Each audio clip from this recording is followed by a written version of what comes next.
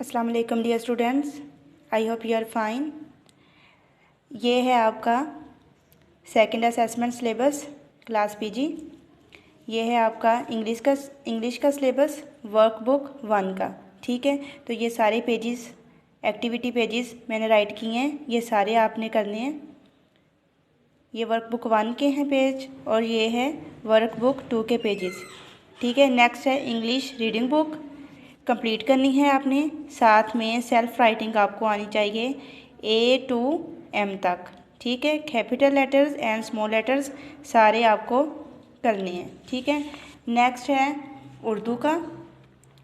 तो उर्दू की reading book है आपकी कंप्लीट। नेक्स्ट है हरूफ तहजी अलिफ से बढ़िया तक करने हैं आपने। और वर्कबुक 1 के पेजेस सारे एक्टिविटी पेजेस आपने करने हैं।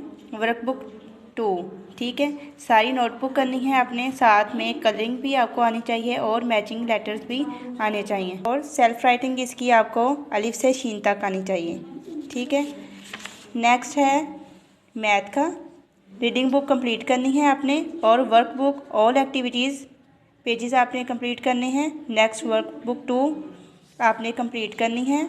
कलरिंग मैचिंग एक्टिविटीज़ कंप्लीट करनी है और सेल्फ राइटिंग आपको 1 to 15 तक आनी चाहिए।